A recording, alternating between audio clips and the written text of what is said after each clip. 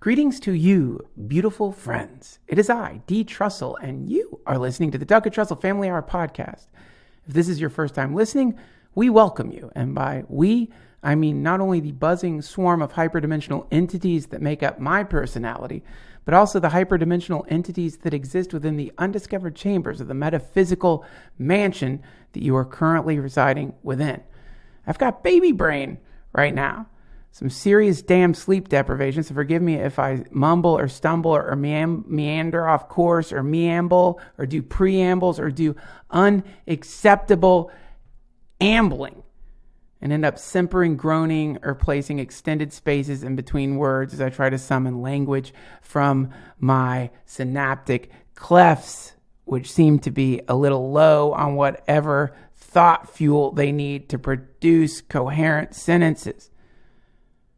Regardless, we have a glorious episode for you today with Charles Eisenstein. This conversation really reverberated through the chambers of my brain.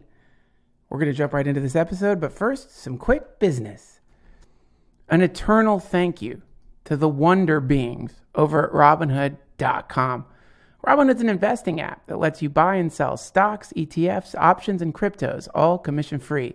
While other brokerages charge up to $10 for every trade, Robinhood doesn't charge any commission fees, so you can trade stocks and keep all of your profits. Plus, there's no account minimum deposit needed to get started, so you can start investing at any level. The simple, intuitive design of Robinhood makes investing easy for newcomers and experts alike. View easy-to-understand charts and market data and place a trade in just 4 taps on your smartphone. You can also view stock collections, such as 100 Most Popular. With Robinhood, you can learn how to invest in the market as you build your portfolio. Discover new stocks, track your favorite companies, and get custom notifications for price movements so you never miss the right moment to invest. Robinhood is giving listeners of the Duncan Trussell Family Hour a free stock like Apple, Ford, or Sprint to help you build your portfolio. Sign up at duncan.robinhood.com. That's duncan.robinhood.com. If you've ever had the experience of watching somebody that you love pass away, or if you've had the experience of watching a baby come into the world, then you have probably, for a moment, been in the presence of something that doesn't seem like it could necessarily be defined by the language that is available to us as a species. You get this sense of like, holy shit, this is so incredibly big and so incredibly real that it is, as one of its qualities in the way a fish is wet, it's revolutionary. And within that experience, it happens on psychedelics, of course. It can happen with DMT or mushrooms. It happens during peak experiences. And lots can happen after that experience. Some people go absolutely nuts. I mean, I'm not saying nuts in a way to stigmatize it. It's kind of awesome if you go a little nuts because you rub shoulders with the divine. That's okay. That's a cool kind of crazy. But it isn't necessarily going to sort of bring that experience into this realm. And I think this is what's wonderful about language, is that if you are lucky enough or blessed enough or diligent enough or capable enough, you can actually sort of take the transcendent realm and put it into the confines of human language, and people who read or hear you talk about the thing can actually get a taste of that thing that you experienced. I've had this happen, man. Contact highs just from listening to Terence McKenna lectures. I don't know if that's ever happened to you, but if you spend enough time listening to Terence McKenna, whether you're high or whether you're not high, you can really start feeling something that seems to be very similar to a psychedelic experience. I don't know what that is, but he was, Terence McKenna was interested in maybe being able to go into the DMT realm and bring an object back. I mean, he didn't bring some shiny, jeweled, and possibly complex dimethyltryptamine dimension bauble back into the world, but he sure as hell brought back an incredible body of work that has as a byproduct of reading it a feeling of being high as a fucking kite. And not only that, but a sense of, holy shit, maybe I'm not quite as insane as I thought I was. And somehow just by being able to become the linguistic outflow valve for the transcendent, you allow the transcendent to begin to inhabit the world. You essentially become a runway for a linguistic UFO. And through your mouth or through your writing or through your art or through your work, something comes into the world that creates a kind of ripple or an echo or a kind of a shift that has the opposite of creating war or catastrophe, but has the effect of creating peace. I mean, in the super broad scale, this is every prophet that ever lived, but in a very small way, this is every great musician or artist or poet or writer. But it doesn't have to be a great poet or artist or writer. I mean, that's the problem. That's where my brain goes. What I learned from this conversation with Charles Eisenstein is that how easy it is to forget all the people who are out there writing poetry through action and doing incredible things with no reason behind it other than having this sense that the best way to express themselves in the world is not through accruing bullshit and getting stuff, but through giving. And I think that Charles Eisenstein has really come up with a pretty simple yet incredibly profound way of talking about how this is maybe what life is all about. One last commercial and then the podcast. And I recognize the irony of breaking up this rant with a boner pill commercial. According to a study I just did, over 90% of my male friends are unable to achieve an erection if they know that I am in the room. Much thanks to Blue Chew for sponsoring this episode of the DTFH. BlueChew.com. That's blue, like the color blue.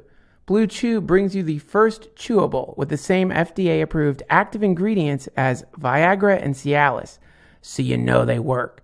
You can take them anytime, day or night, even on a full stomach. Blue Chew works twice as fast as a pill, so you can be ready whenever an opportunity arises. And I know what you're thinking. When am I going to have an emergency need for an erection?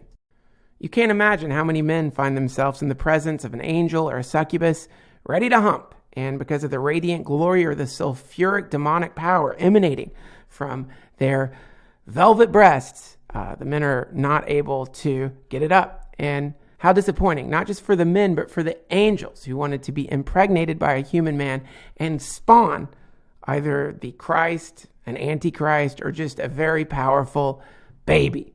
Also, this isn't just for guys like me who haven't been able to get an erection ever since the last episode of Game of Thrones. This is for any guy who wants extra function to enhance their performance in the bedroom. Blue Chew is prescribed online and shipped straight to your door in a discreet package. So no in-person doctor visits, no waiting in the pharmacy, and best of all, no more awkwardness. They're made in the USA, and since Blue Chew prepares and ships direct, they're cheaper than a pharmacy. Right now, we've got a special deal for our listeners. Visit BlueChew.com and get your first shipment free when you use our special promo code Duncan. Just pay $5 shipping. Again, that's BlueChew.com, promo code Duncan to try it for free. This is Ramdas hanging out with Neem Karoli Baba and coming back here and being able to talk about it in a way that we could understand, knowing how to express the realizations he had in a non-threatening, non-alienating, non-elitist way. And anytime anybody takes up that incredibly important work, it's a really good thing for the world. And I think Charles Eisenstein is doing that very thing. If you like what you hear today, check him out at charleseisenstein.org. And if you're confused by what you hear today, I don't know, reach out to me and give me some questions, because this is only part one of this conversation with Charles Eisenstein. This is the first time we had met, and I feel like I just scratched the surface, but I'm definitely ready for round 2. So, without further ado, everyone please open your heart chakras and explode transcendent love all over the etheric form that is Charles Eisenstein's eternal soul. Here he is, everybody, Charles Eisenstein.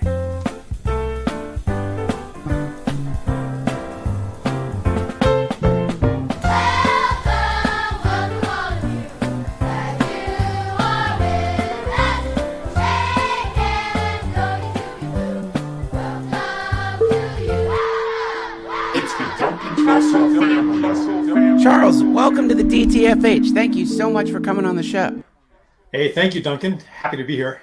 I've been looking forward to this conversation, and almost like, I guess coincidentally, I just stumbled upon some interesting stuff relating to quantum computing, and the video I was watching, I thought it must be from a UFO convention or something at first, because what the guy was saying was so wild, which is these quantum computers are dealing with like multiple realities, and somehow they're using the overlap between two multiple realities to solve problems. And this, of course, if you get into quantum computing, then you start getting into quantum superpositioning, this strange idea that things are simultaneously in two separate states at once.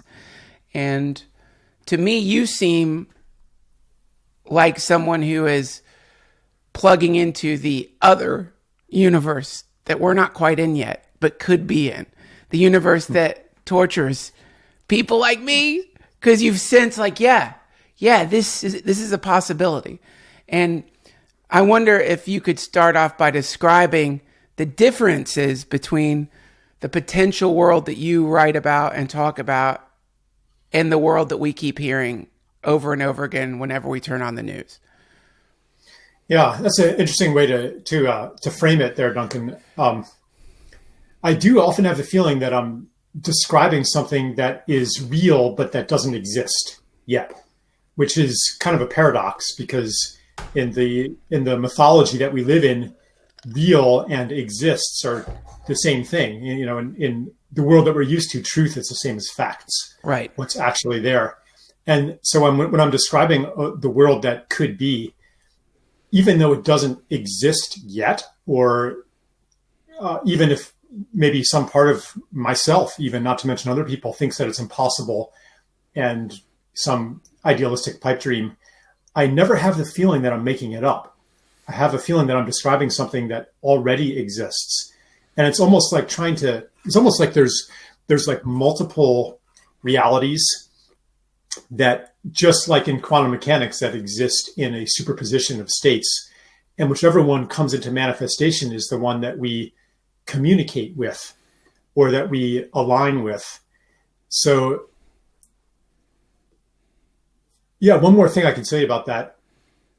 I think the reason that my words evoke something in people, it's because I'm not the only one who has seen it also. Like, everybody who I've ever met has at least one experience in their life that feels like the incursion of some other reality into this one. And I don't necessarily mean it's like something supernatural or anything like that, but it's an experience that's it's like, maybe it could be of forgiveness or generosity or healing or something like that, cooperation, community. And there's the feeling that the world could be built on this. This is real. I'm seeing something that wants to happen on Earth. And yeah, I guess where I am kind of like you were saying, I'm coming from that world and trying to describe it. How would you what are the qualities of that world versus this world? For example, the gifting economy, the ideas of pure sharing, this sense of not just rehumanizing each other and recognizing that everybody wants to be happy, but in a weird way, rehumanizing the earth itself. This is what I've gathered from your writing. Yeah. Yeah. Yeah. So the basic quality is that we are rehumanizing and resacralizing each other and the world. A lot of the problems in the world today are based on dehumanization.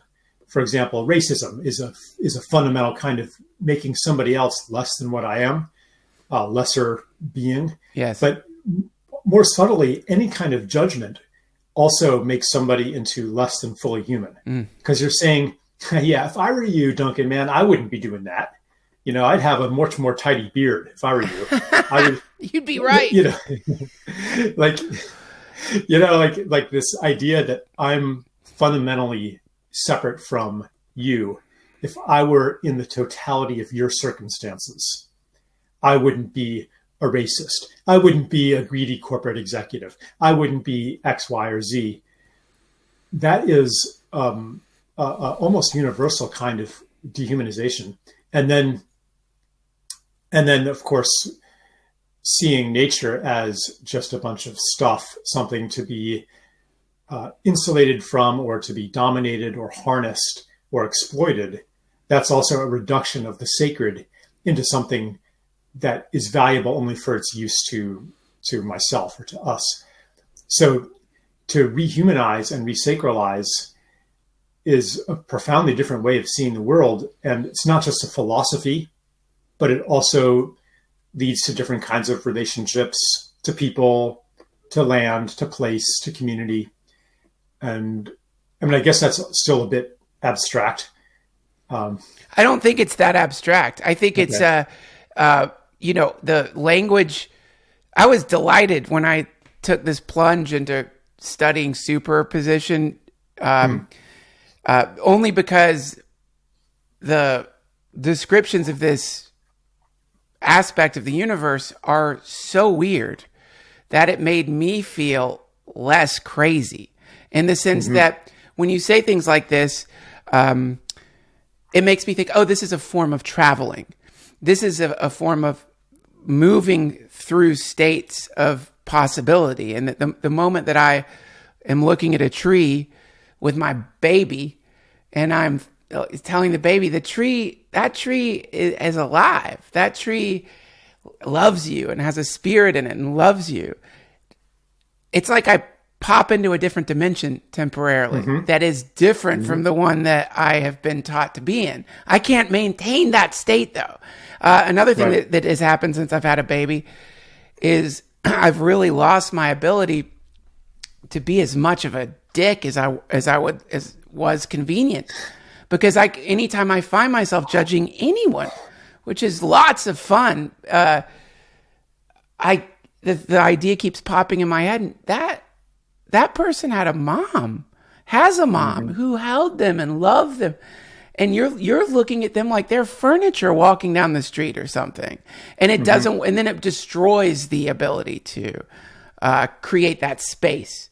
And man, if you need that space, you need that barrier if you don't want your heart to hurt. It's quite intense to accept the concept that, yeah, all this stuff around you is as alive as you are. All this stuff around you is as deserving of joy and safety and comfort and love as you are.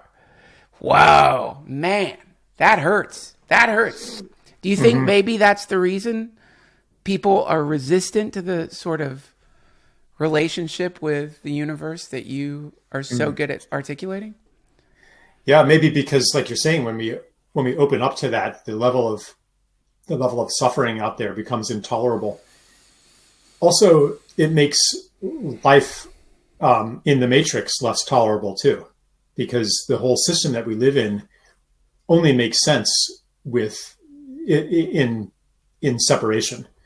So when we understand, like really feel the cost that's being extracted from other beings, like we don't want to participate in that, and that's pretty inconvenient. Very. I think that, what you were talking about with your baby and stuff, in a way, and saying, yeah, the tree is alive and stuff. And you're talking about how hard it is to hold that belief sincerely. In a way, the baby probably knows that more than you do. Yes. Because this is an inborn knowledge, like to be born into an enchanted world full of beings. It's you don't have to ask the child to imagine too much to say, yeah, the sun is looking at us. Like that's a native intuition. Yeah. That gets crushed out of us. And I really think that, I write about environmentalism, economy, like all kinds of stuff like that. And I always have the conviction that the solution is not going to be, to switch to some more sustainable fuel source or to come up with some nerdy tweak to the money system. And like these kind of technical level solutions, they're not irrelevant.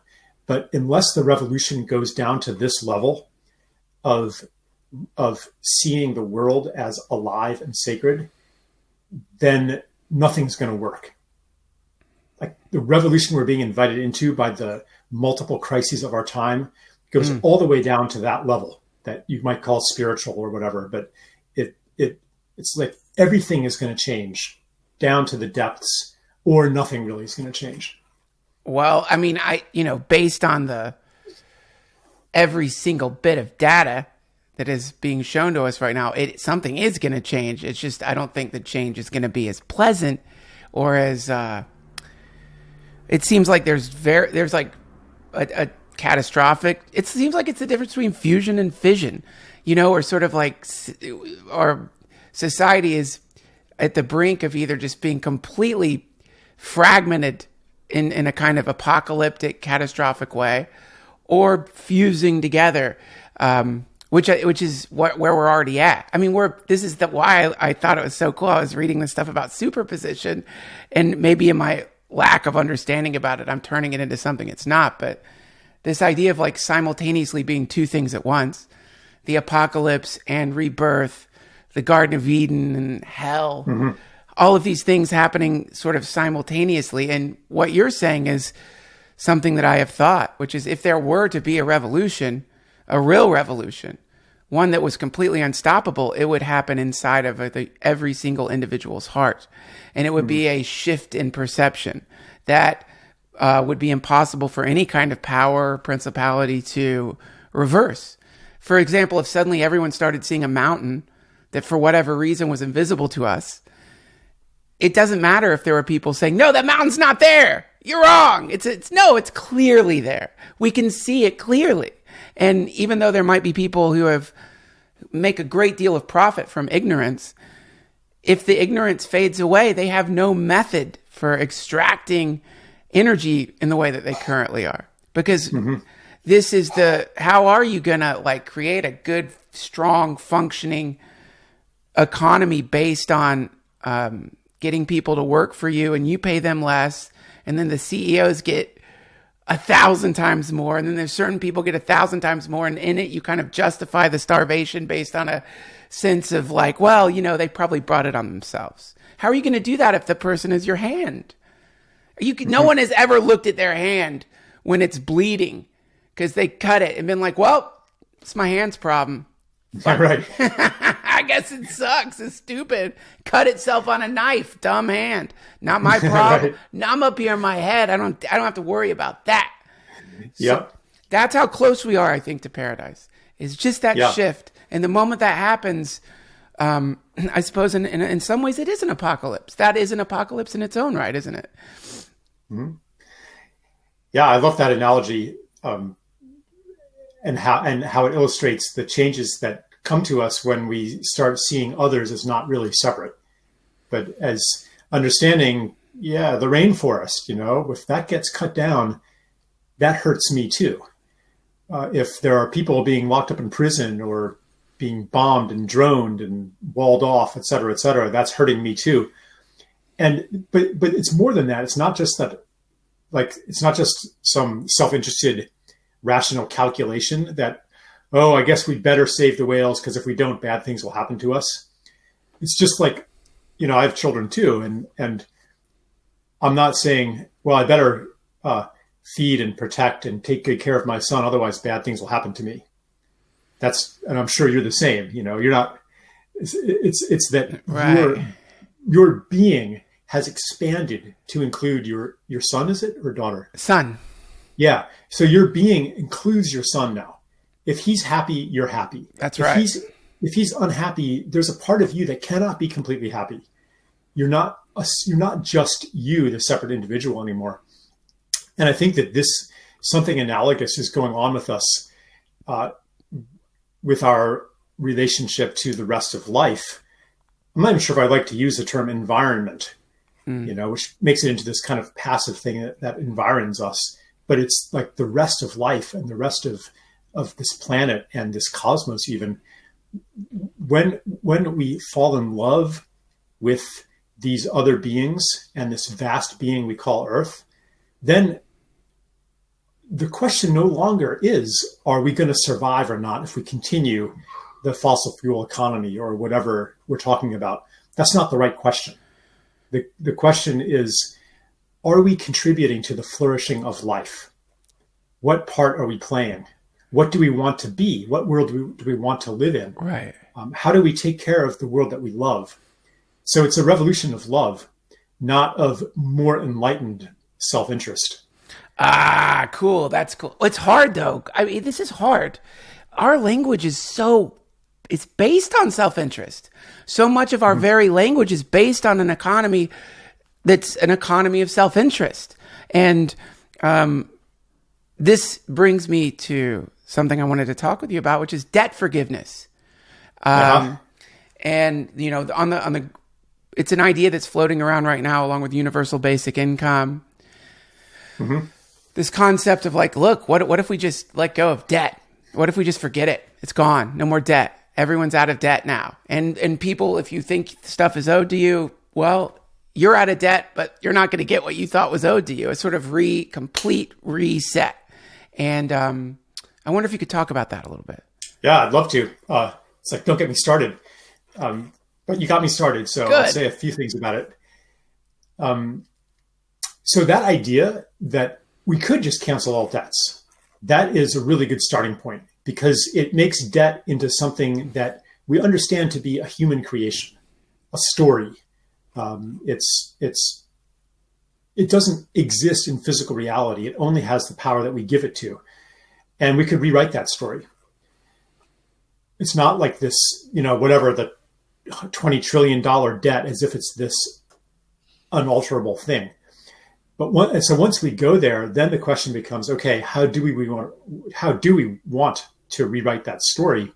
And it may not be like a blanket cancellation of all debt, because your grandma's savings account is a debt that is owed to her by the bank. Right. Are you going to cancel all pension funds? Are you going to cancel everybody's savings? I'm sorry, I'm confused. I thought you meant that I get to cancel all the debts I owe to people, but they still owe me. This sounds like a terrible idea. I'm sorry. Go ahead. Yeah. So obviously we have a situation where debt is a tremendous burden on people and on society. It is driving entire nations to liquidate their natural resources. It makes people kill themselves. People hang themselves and shoot themselves and jump out of windows because of this constructed story that they owe someone so much money. Right. And so then the question comes up, are these debts legitimate? Because there's some kind of moral calculus that says, well, we have a moral obligation to repay our debts. Yes. And that makes sense, unless people are put in a situation where they have no choice but to go into debt, and they're in conditions where debt is inevitable and they never get out of it. Then maybe those debts aren't legitimate. And this is arguably true on an international level, where countries are forced to go into debt. And if they refuse, then they get regime changed and CIA'd and invaded. They get help. So no. They get food trucks filled with soldiers. Right. It's so fucked up. Yeah. Okay. So it's that's like a whole other topic we could go into, like the construction of narratives. But okay. So yeah. So basically, what I wrote a book called Sacred Economics that is basically saying, what would the story that we call money look like embedded in a new story, a new mythology of interbeing, interconnection, interdependence, gift, reciprocity, mutual care, and so on. And one of the things that I came to was, there are two basic things. One is changing the way that money is created. Today, it's created as debt. So it's inevitable that there's always going to be more debt than money. And we're always going to be in competition with each other for never enough. It's like a design feature of the system. So I explored reversing that, having money that bears negative interest, that if you hold on to it, it gets less and less and less valuable. Cool. That's cool, man. Yeah. And the other thing was, as what you mentioned, it's universal basic income, which only makes sense with a very different view of human nature. Because if you believe that everyone out there is seeking to maximize their self-interest, and you're giving them enough money to live on, then you're like, well, why would they ever work? If you don't make them work, if you don't make them contribute to society, then they're not going to do it. They're just going to sit around and play World of Warcraft all day. They're not going to give. They're not going to create. They're not going to heal. They're not going to take care of other people. And that view of human nature, like, are we going to just assume that that's the way people are? That's not what I see in human nature. I see people who are burning to give something to the world, who want to start permaculture farms and work with homeless people and do all kinds of things and create art and create music. And the only reason they're not doing this work, some of which is the most important work to be done right now, is because they do not have the money to do it. So the story of money that holds certain things valuable isn't encouraging what the planet needs the most right now. This story that you're telling, and I'm sorry to cut you off, this story you're telling, it is the boundary, isn't it? It's like the wall between us and the Garden of Eden is made of this story. Every brick in that wall is made up of this like very sad story, which is that humans are self-interested. Humans, if they need that universal basic income, they're probably lazy. They shouldn't care about that $1,000. They should have already been working, figuring it out. You're just giving them handouts.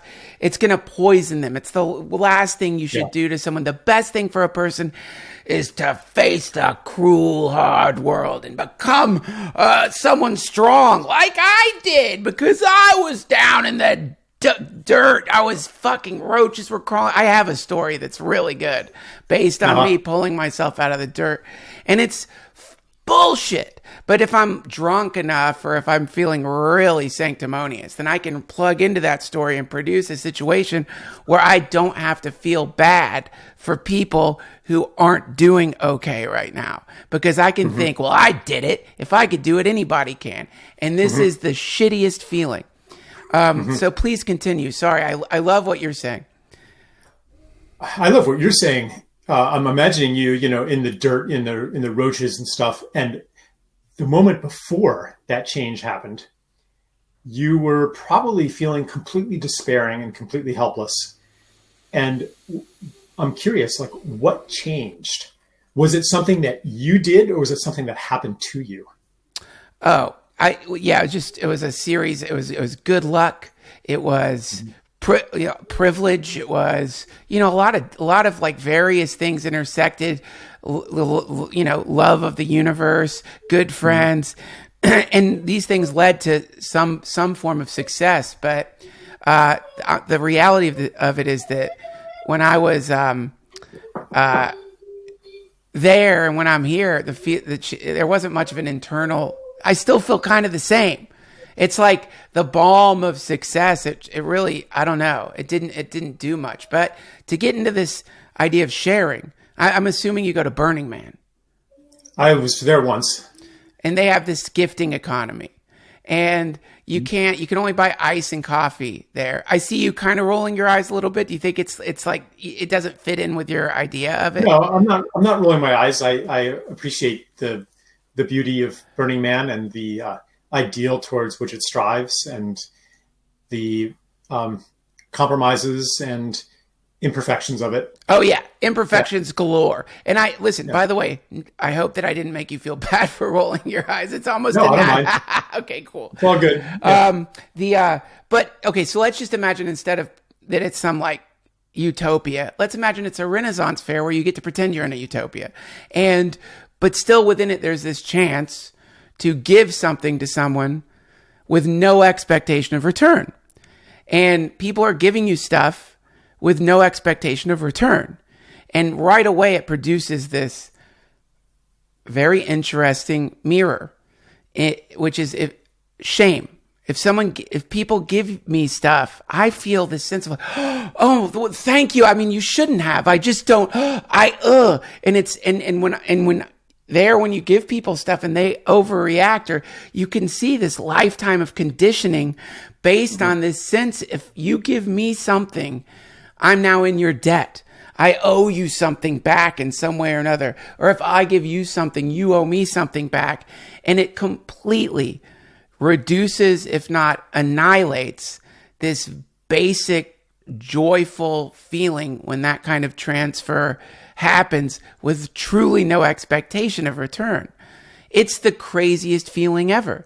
It's better than any feeling.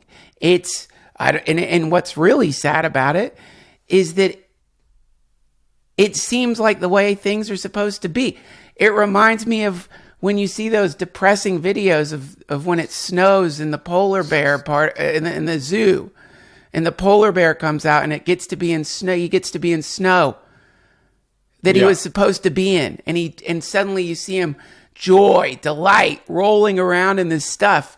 He's experiencing what he was born for, snow.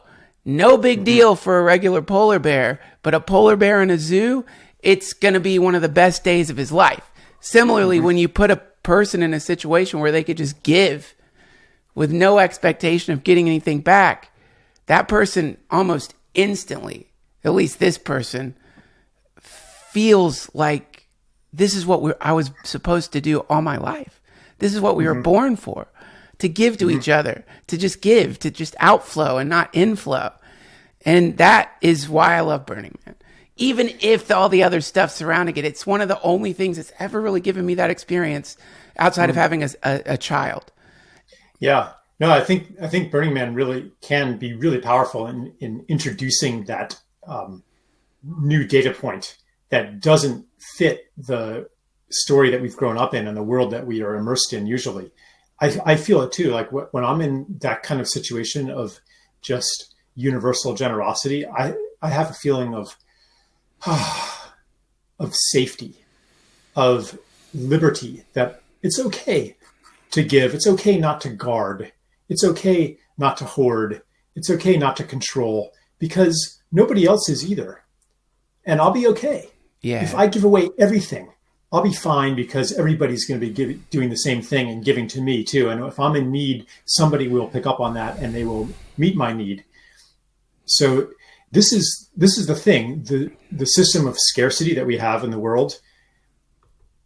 It creates the conditions that generate the story of scarcity. And then the story of scarcity turns around and creates the system. Wow. So the system and the story go together. If you're in this society, like, you better be on guard, because people are trying to take advantage of you all the time. That's right. Every time you log on to the internet. So you have to be on guard. That's right. That's crazy. Yeah. The internet is like, it's milking us. It's like it's a milking machine for human energy and human activity. But you know, I have been experimenting a little bit with interpersonal debt forgiveness, or the concept of like the variety of currencies that exist in the world that aren't just money or cryptocurrency. What do you think are the other currencies out there besides money and cryptocurrency? Besides the general ways that we tabulate debt. Are you talking about like social currencies, reputational currencies, that kind of stuff? Yes.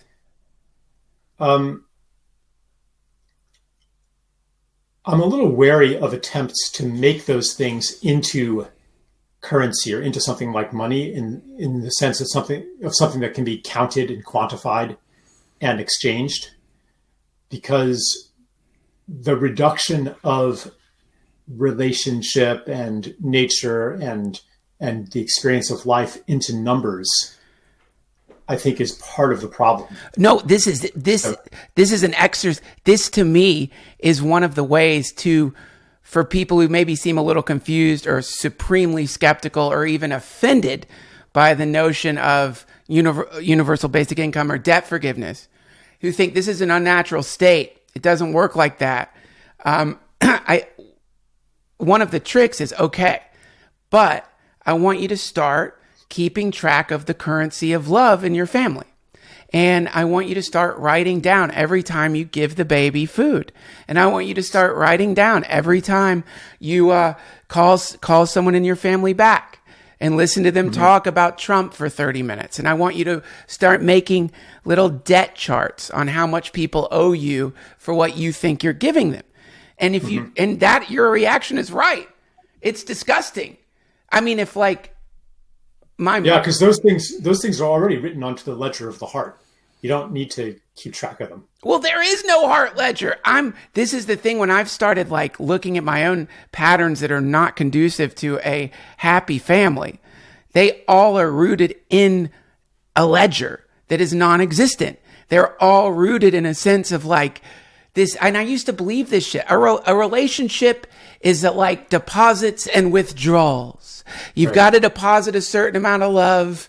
You can't just keep taking. And if you do, you're going to fuck everything up because you owe. And it's like, I remember hearing that when I was younger, being like, yep, that's how it is.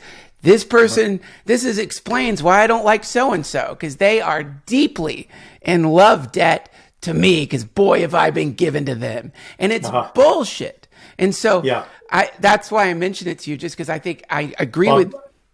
Yeah, I mean, I'm speaking more metaphorically. It's the opposite of what we normally think of as a ledger. But it's true that any act, any time somebody shows love to me, it is recorded somehow in my body, and it shifts me into the reality of love. And I think it's also recorded into the ledger of the world. It's not a plus and minus ledger. It's not that if you give love to one person, you're taking something from somewhere else. It's additive. The more love that you give, the more love you have. It's the opposite of money, in fact. So, or maybe it's more like there isn't. It's like in the ocean, giving water to someone. You know, like if we were on the ocean and I gave you a nice gift of seawater, it would be ridiculous because we're in the fucking ocean. But if I'm like, here is a nice glass seawater for you, my friend. It's similarly this concept of love being a thing that you get more of is like being in the ocean and thinking, if I swim over here, I'll have more water. And it's like, you're in the ocean. So to me, I love the debt forgiveness thing. And I love your idea of like, this is an internal revolution. And I've been trying to quantify or to look into the ways that I've been holding accounts for people and then trying to apply debt forgiveness there. Because I see. People don't owe me a lot of money, unfortunately. But the ledger of my heart and the how do you say it? Dickinsonian, the Charles Dickens style banker in there. This bank needs to be shut down permanently. And by quantifying this currency of love, it's given me real leverage to do debt forgiveness. And because debt forgiveness of the heart is just forgiveness, isn't it? Yeah, I think you're talking about letting go of resentment too. Resentment is the feeling of holding somebody in our debt. Oh, yeah. Whoa. Yeah. Resentment is the feel. So like, oh my God. Yeah. The more, that's so resentment is the pain of being owed love by someone. It's the pain of telling a story or creating a paradigm where love can be given back, or you can run low on love. And then you start feeling resentment because your whole brain has attached itself to a conceptualization of the universe that does not match what's actually happening, which is that we are in an infinitely abundant present momentness, I guess you could say. Mm-hmm. You can't run out. We're not going to run out. It's not going to happen. And does that make sense, or am I? Yeah, and that coexists with the lived reality for many people of tremendous scarcity, not only material scarcity, but scarcity of love, scarcity of fellowship, scarcity of community, scarcity of intimacy, scarcity of beauty, scarcity of authentic communication, scarcity of silence, scarcity of connection. So much scarcity in this society that, there's more to it than just say, oh, well, that's just an illusion, because it's a constructed illusion that we live in. And I'm interested in how to deconstruct that. And there's the perceptual level, because a lot of times there is abundance. The very things that we need are actually right there if we just change the way we look at things. And then there's also like the social and political level, the abundance of the world, the abundance of food. For example, something like 1 in 7 children in this country go hungry sometime during the year. I mean, there are millions of people literally starving to death on Earth, and we waste something like 40 or 50% of the food that we grow. So overabundance side by side with scarcity, these two realities coexisting. And the reason that people are starving is also because of a constructed reality called the money system or the economy that makes people not eat simply because they don't have enough. It's not because they don't have enough food, really. It's because they don't have enough money, and money is something that we just create. So yeah, it's about changing the narrative, the story, and the system. And where do you begin in this chicken and egg thing where story creates system and system creates story? That's not a trivial question. Give everything away. Can I before we answer that question, may I go Tucker Carlson on you for a moment? Do whatever you want, man. I'm not even sure like what I'm game for any way you want to play. I'm completely aligned with your POV, by the way. But just because people listening, when they hear this sort of thing, they think, no, it's an impossibility. So I'm going to take on the role of Tucker Carlson. All right. Only because I want to come up with, in this conversation, some actionable things people listening can do that are that can really demonstrate that your conceptualization of the economy, or what the economy could be, can happen. It's not just a pipe dream. But let me be the devil for a second, okay? What are you going to do? What's your idea? You're going to take money away from people who don't want to give the money away? What are you going to do? What the millionaires and the billionaires out there and the trillionaires out there, this is theirs. The mansion is theirs. The yacht is theirs. The armies are theirs. They own it all, man. And they got it, or their parents got it for them.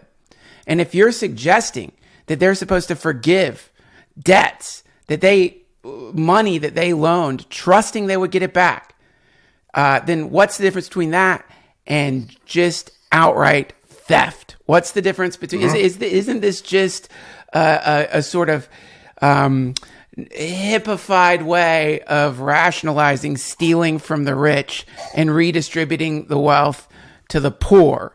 And how is that even possible without some form of violence? And in that, don't we find ourselves back in the same place that we were trying to get away from, which is that we now are the conqueror. We now are pillaging, and what we're pillaging is the bank accounts of the rich. And so how does this even work? There's no way to make this happen that I can possibly imagine outside of some form of violent revolution, because revolution has to be violent because people are holding on very tightly to what they got. Yeah. Beautiful. That's very well said, Tucker. Thank you. Thank you. Thank you for your question. Yeah. So facing the situation, there are basically two ways to address it. And you named one of them, which is to violently take from the rich and give it to everybody else. And you could muster up plenty of very valid justifications for doing that.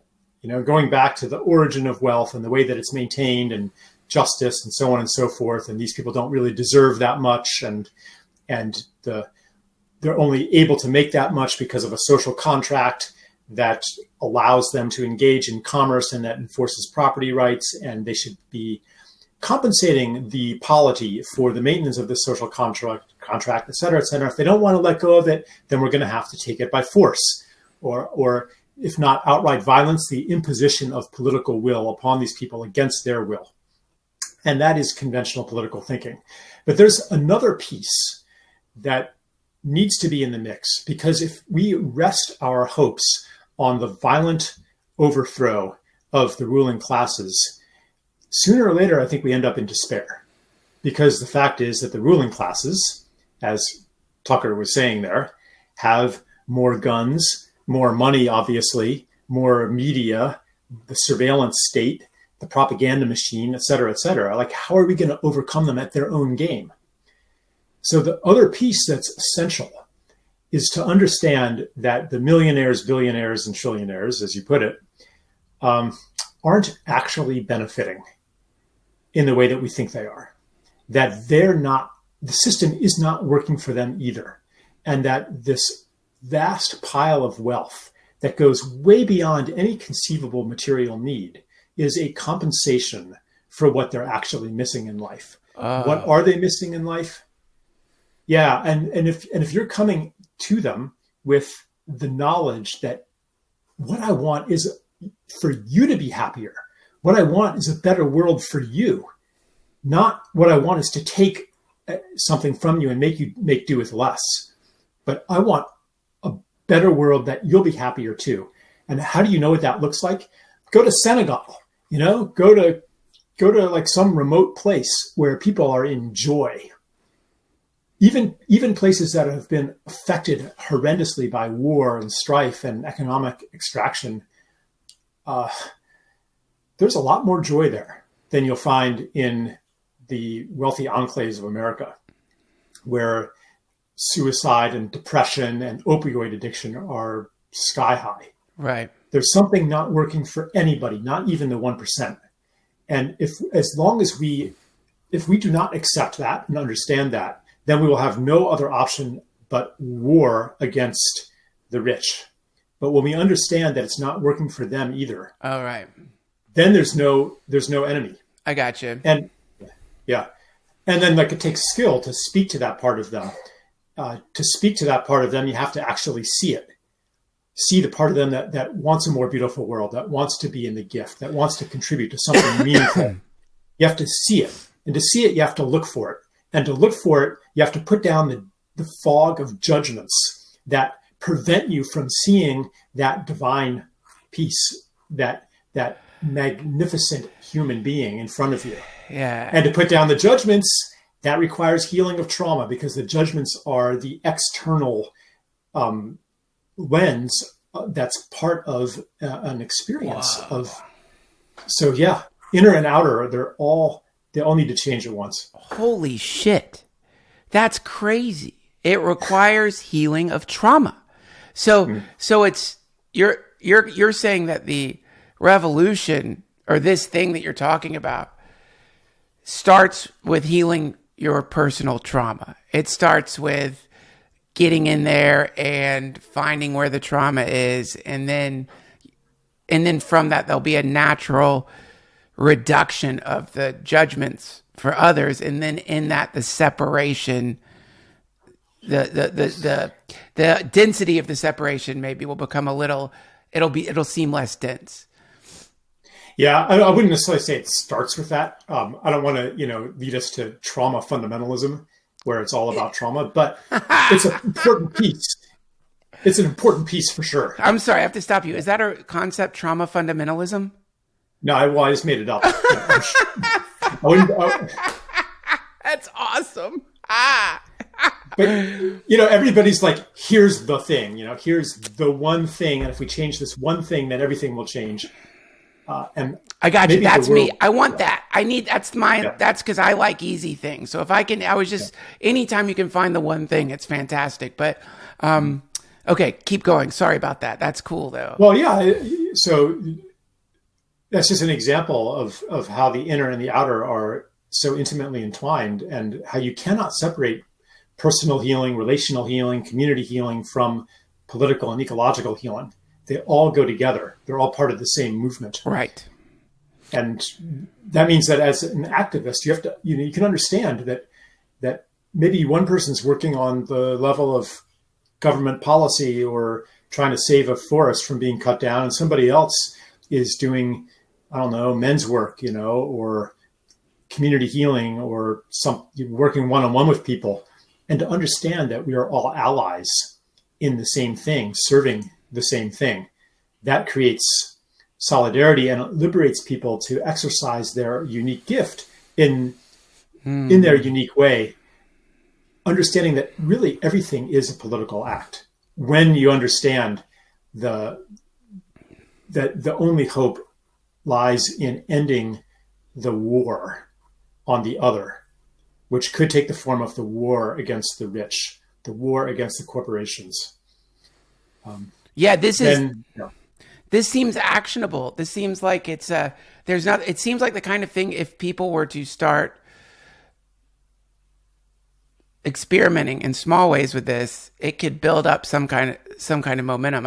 As you're talking about this, particularly like just we're all allies, and not everyone has to be working on a specific, like it's a massive undertaking here. When it's building a house requires people with varying levels of expertise in many different things, and that we don't all have to be working in the same situation. But it sounds like what you're saying is just, if you can find one little corner of the house to start working on, and maybe that corner is your own hang-ups, maybe that corner is your own family, or maybe that corner is your direct circle of friends. And to me, this is what Jack Kornfield says, which I love. Tend to the part of the garden you can touch. Because when I start thinking about the melting ice caps, or when I start thinking about the rainforest, it's a distant kind of suck. Like I think, oh, that sucks. But it's like a suck with the volume turned way low. And so it's hard for me to get real passionate about the rainforest. It's hard for me to get passionate about the ice caps. But when I think about friends in my life that I know are depressed, or people in my life who need help, or even if I just think, how much could I give away of my shit? And who would I give it to? Something in there that's sparked something for me. And yeah. And then sometimes there's just like the thing that gets under your skin, and it might be the rainforest, or it might be, I was just in where was it? Orcas Island, near in Washington State, and there was these whale watching companies, and I learned that what they do is they go out in the morning with helicopters, and they search for where the orcas are. And then they bring these really loud ships with like really loud motors out and chase the orcas all over the place. The orcas never get to rest. They're getting harassed by helicopters and motors and stuff like that all the time, just so people can have the experience to put into their experiential backpack of, oh yeah, I saw the whales. They're like George Clooney. They're like George Clooney of the sea. That guy can't go anywhere without people taking pictures. They're like the celebrities. It's the sea paparazzi. Poor orcas. Right. That sucks. Yeah. It sucks, and somehow like that one got to me. And maybe if I were in a different station in life right now, like that might become if I lived there, probably I might become an activist about that and try to change that, stop that from happening. Is that going to end climate change? Is that going to end racism? Is that going to make any difference to anybody except for those few orcas? It's hard to say. But if something calls to my heart in that way, then I like to just trust that and trust that somehow this is part of the global revolution that I'm talking about, that is not primarily a revolution of force. And it's amazing, like it is the power of seeing somebody in their divinity or in their magnificence, or seeing the best version of who they are, who they can be. It's amazingly powerful, because the story that we hold about somebody is an invitation for them to step into that story. And I'm reminded of one of Gandhi's, I wish I could remember his name, Singe, maybe, one of his most prominent followers, who basically traveled around India talking to the wealthiest landowners and persuading them to give up, I think it was a sixth or a fifth of their land, to the poor, to the landless peasants. And he would just show up and speak to them, knowing that that's actually what they wanted to do, holding them in the story, not of greedy landowner, but in the story of somebody who would really like to make this gift, but is afraid to do it because of his upbringing, because of his cultural surroundings. He's afraid, but I'm going to help him because I know what he really is. And imagine how powerful we would be if we were able to hold that about other people. We could create the invitation, and it's not to like blind ourselves to the horrible shit that people are doing. You have to actually see it to be able to exercise that invitation. And as I said before, to see it, you have to look for it. And to look for it, you got to put down the judgments. And where do the judgments come from? I mentioned trauma, but every time that we judge, say, Charles Koch, or Donald Trump or somebody as worse than ourselves, we're actually also elevating ourselves in comparison. And we're saying, essentially, when we're in judgment of somebody, we're saying, yeah, I'm good. I get to like myself. I'm lovable. I'm deserving of approval. And that points to the trauma. Like, why would we need to do that? Only if we've had experiences of not being approved of unconditionally for who we truly are. Right. Of not being loved, of not being respected. So, so there's a lot of healing. And then we can also, well, anyway, I could go on, but you get the picture there. I get the picture, but still, it's to me, it feels exciting, but I want something. I'm just trying to think of something like truly actionable based on this. Like as you're talking, I'm thinking of like, is it some kind of repository where, collectives can put money in and fill it up, and then that becomes the universal basic income source? Oh, you know what I mean? Like some way of like, instead of always depending on the governments to do this shit, like if enough of us just started giving away, and there was some like, again, you have to do this as a thought experiment and imagine some utopian system where this type of resources could be pooled, and then an administrative body that could then like give this out. I mean, this has been the church, and tithing. You trust your church is going to do charity for you. You don't have time, or you don't know. And some people have charities they give to. But as you're talking, I just keep thinking like, whoa, what would happen if like enough of us just started filling up some repository with dough without just giving to that?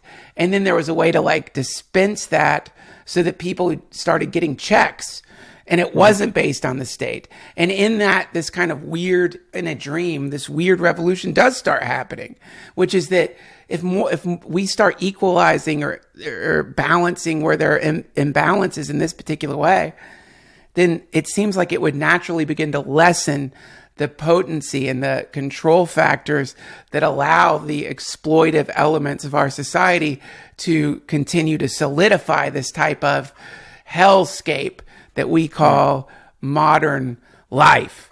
But it requires first, it seems like, detaching completely from the idea that anybody else is going to do it for us. It's not going to be the government. It's not going to be the president. It's not going to be Bernie Sanders. It's going to be a global consciousness that springs up and begins to store its resources in a shared pool that is somehow distributed in a way that is unexploitable. Boy, that sounds like a real pipe dream. Well, let me talk about actionable and or practical and what we actually mean by that. You kind of mentioned two levels of it, actually. One would be what we as a society could do. How would we implement a system like that brought the spirit of gift, or the spirit of interbeing into economics? And then the other thing, like, that's actually not practical if you're talking about what we should do, because you're not we, you're you. So then, like, there's the action step that we as individuals, people listening to our conversations, can take. And that's really different. Sometimes I get a little bit tired. I call it political bypass of yes. Spiritual bypass, right? Well, political bypass is something that takes the onus off yourself to actually do anything. Because you're just going to talk about ideas. We can do it, gang. We'll do it. We'll make this thing. As in, somebody else fucking do this, please. Because I'm not going to. I'm just going to say we should do it and hope maybe somebody. Here's what we should do. Right. In the meantime, I'm just going to keep doing whatever I'm doing. Right. Guys, we should do the dishes. We really should. Not me, but we, as in you. Okay, that's cool. Right. Not to say that, there are, and not to take the other way too, and say, well, forget about political action, just be the change yourself. Like, I think both are necessary. So I'd like to say a little bit about both. Please.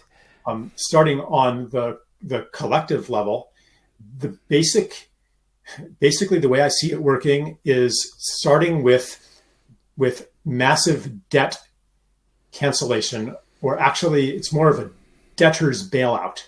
Next financial crisis, there's going to be trillions of dollars of unpayable debts. Last time this happened, the creditors were bailed out. But did the debtors get bailed out? No, they still owed. It was just the Federal Reserve or the government bought the debts, and they still owed. A debtor's bailout means that the debt is either canceled completely, your student loan is gone, for example, or the interest rate, or it's canceled partially, or the interest rate is cut to zero or negative. That's the first step. To do that requires massive monetization of debt. Like, the Federal Reserve will have to buy trillions of dollars in debt and replace them with money. So the creditors are not destroyed either. So if I'm a creditor and the people out there owe me $100 billion and they're not going to pay, the government gives me the $100 billion. So I'm good. But this money now is negative interest money, which is implemented through a liquidity fee on bank reserves. So money in the Fed is subject to, say, a negative 5% interest rate, which means that if I've got $100 billion now, I don't want to just hold on to it and watch it shrink by 5% a year. I'll lend it out even at zero interest, which allows a zero growth economy to flourish. Because today, in our current system, it's impossible to have a healthy economy without strong economic growth, which demands the depletion of nature.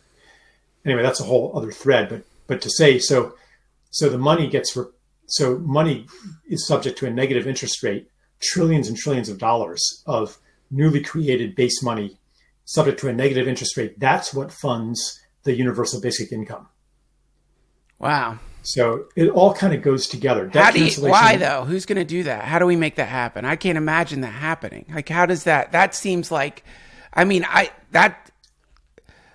definitely not going to start a pool of like blockchain money to give to the people of the world. But the thing you just said, barely, and like I feel like I would have to go to school I'd have to have your brain. I need to have a Charles Eisenstein brain to understand what you just said. The thing you just said is like high math to me, and I think I spent years thinking about it, so I apologize for taking shortcuts and not explaining it, but I'm also feeling like I don't have a huge amount of time. But it can be explained, like debt cancellation, that's pretty darn easy to understand. I understand that, but I don't understand what would motivate the state or creditors. Because it's a crisis, because nothing else working, and because like central banks already kind of want to do this.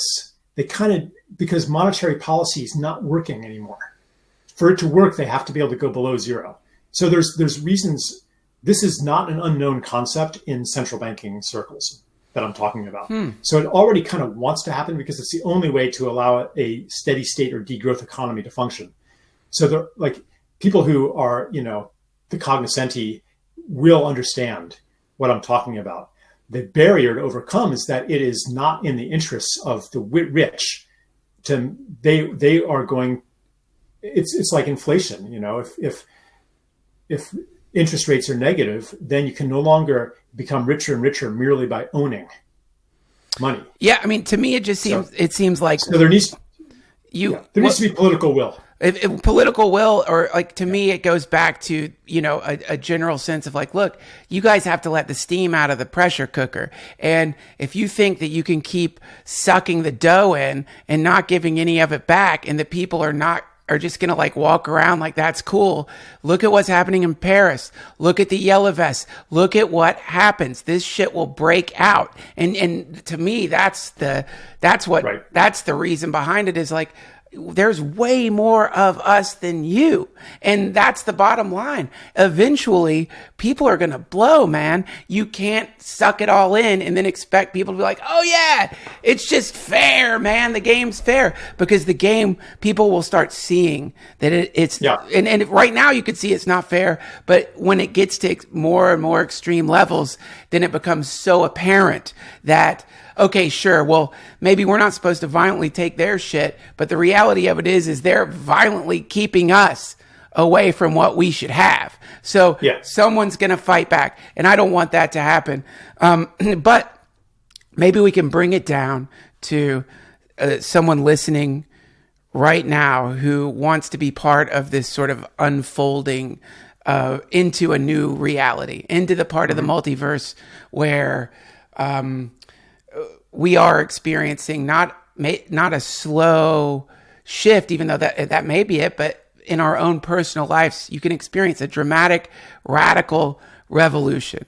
And to me, that means emotional debt forgiveness. That means looking at all the accounting you've done in your own mind of shit people owe you, and having you don't even have to tell them you've done it, but just forget it. You're not getting it back. And that's fine. And I love what you said about resentment being the burn that comes from feeling like somebody has an emotional debt to you, because that gives a little X on the treasure map, so to speak, which is like, who the fuck are you resenting? Who's somebody? Just make a list of the people in your life that you resent deeply. And if you don't have that list, congratulations, you're enlightened. But make the list and then look at why you're resenting them. And if it has something to do with a sense that they owe you something, you helped them move and they didn't say thank you, whatever the fuck it is, forgive that. Start there. Because I think that what I love about what you're talking about is that these debt, economy, the story, it seems to be a symptom of a shared interior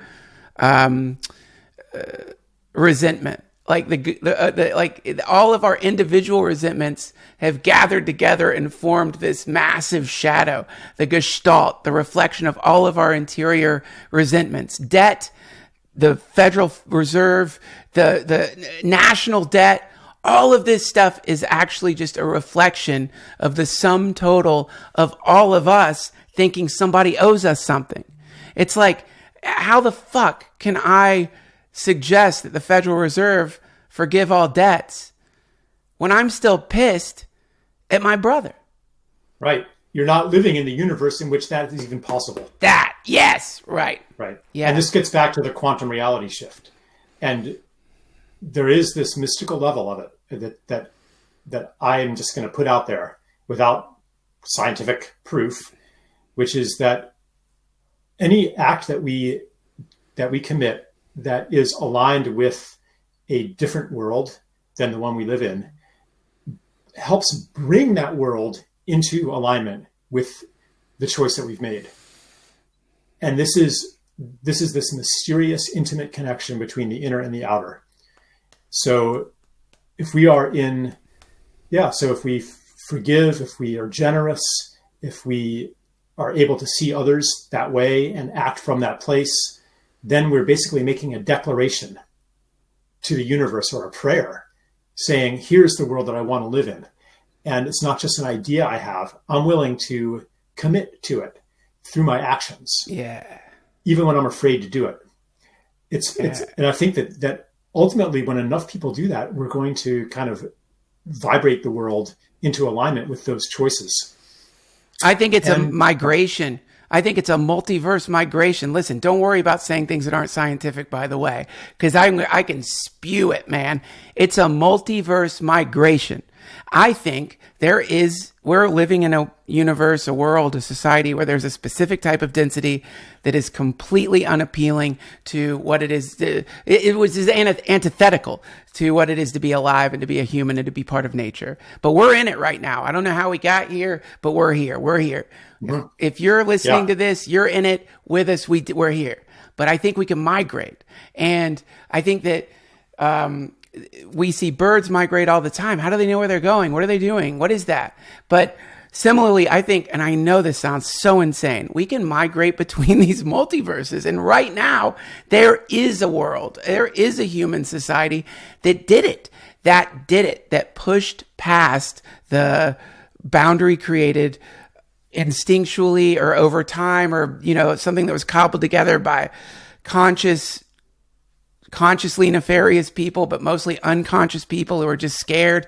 And I think we could just all start moving away from that. And I don't know. I think that if like after this podcast, I was to just take a bunch of money and give it to a school, I know there's a website where you can just look, classes need money for paper for their students. I feel like if I did do something like that, or found some other profoundly scary way to give a thing just to give, I think maybe I would start moving out of this creepy society that we're in into some other place. And I've noticed that there's a magical thing that does happen, and I feel crazy talking about it, but come on, the moment you start giving, synchronicities do appear in your life. Now I sound like a televangelist. Plant the seed in the tree, but it's true. The moment you just start giving, I'm sorry, your universe gets more magical, and it happens almost instantly. Yep. I ran this online course called Living in the Gift. Yes. And I'm going to wait till your friend stops barking there. Living in the gift. That's the gift. Living in the gift. That's the gift of poodle bark.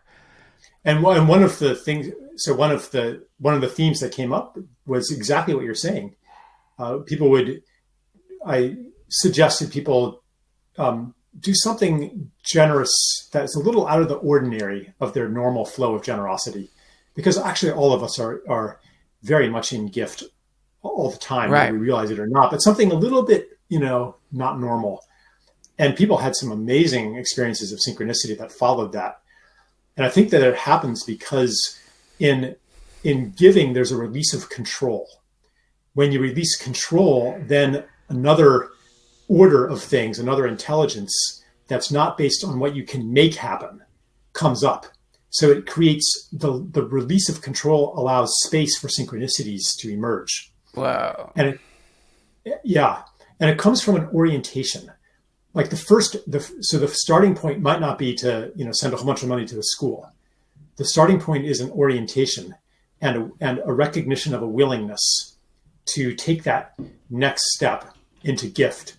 And that orientation then makes you receptive to the right gift at the right time the right opportunity, which may be something that you can't even recognize before, but that becomes apparent to you. And I think that, yeah, there's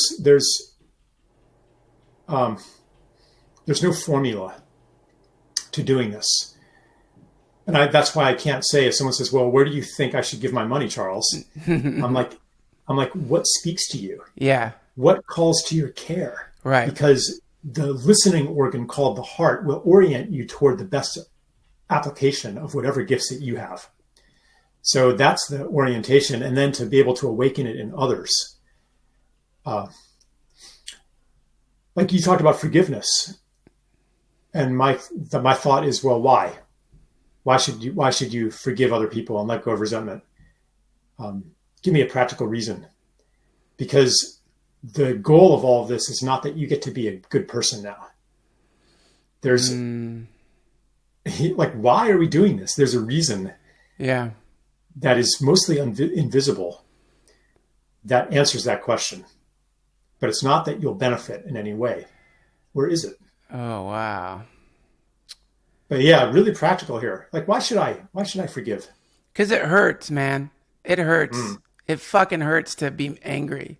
And what I read I don't know who said it, but anger is the way we punish ourselves for other people's mistakes.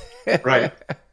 Or resentment is like drinking poison, hoping that the other person will get sick. Yeah. Yeah, something like that. Yeah. Yeah. So just that. It's like, why? Because it's like, why should you not run your car on shitty fuel? It's burning your car up. And it's like, why should the circuitry of who you are be like fueled by resentment and anger and fear? All of these things to me are qualities that harmonize you with a type of world that is really quite wretched. And so I don't want to say like why all this revolves around benefit, but you know, I don't want my heart to wonder how it can like do better than my other organs. You know, I don't need a successful heart. I need a functioning ecosystem where it's working out for everything, or I'm in trouble. No one's ever gone to the doctor and been like, bad news, your fucking pancreas is just failing. Good news, your heart. You got a really, really healthy heart. It's, you know, so we need the whole thing to work, you know? Yeah. And I don't know how to talk about it. Unfortunately, I wish I could come up with a thing. Right now, my sense is benefit-based. And maybe that's okay. Isn't it okay to start there? Just to think, well, okay, I am going to get something out of this. You know, I can't get... The problem though is that when you come from that place, you often end up with fake forgiveness or attempted forgiveness. Yeah, right. I find that real forgiveness comes as a side effect of seeing something true that you hadn't seen before. Okay, cool. Yeah. And the basic template of that truth is it's the understanding of the other person's situation. Understanding that, oh yeah, this is what they were thinking. This is what they were experiencing. If I had been in that situation, I might have done that too. Oh no, but then I'm the asshole. God damn it. The moment you use that part of your brain, it's like the whole thing backfires and it's painful. I mean, I love it. You're right. You're absolutely right. It's just you don't get to be, that's funny. I'm saying you're absolutely right. Yeah. You don't get to be the good guy anymore. You don't get to be better than. You don't get to be the hero. You don't get to be the conquering victor. You don't get to be the Conan the Barbarian. What is it in Conan the and why do you want, so then you can take it another level though. Why do you want to be that? Is it because you're bad? What happened to you that you're craving to be the good guy, that you have sanctimoniousness and self-righteousness? Right. What happened? It's the same thing that happened to that other person, maybe, that made them do that shitty thing. Right. We're all in it together. Yeah. And if we could look at each other through those eyes, we would have a lot more access to creative solutions to our personal and social problems. Man, you are so inspiring. And this really, has given me some good motivation for doing some emotional debt forgiveness that needs to be done and not being the fucking hero, man. And it's like when that dumb song came out with one of the Mad Maxes, the Tina Turner song, I never understood it. We don't need another hero. Oh, yeah. Such a cheesy song. But all we want is the Thunderdome. Really dumb. But heroes are the problem right now, man.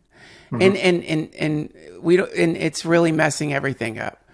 We've got all these heroes out there, man. And the problem is a hero depends on catastrophe to exist. By wanting to be a hero, you're wishing there to be some catastrophe that you could then function within to elevate yourself. And it's a really innately rotten thing to want to be.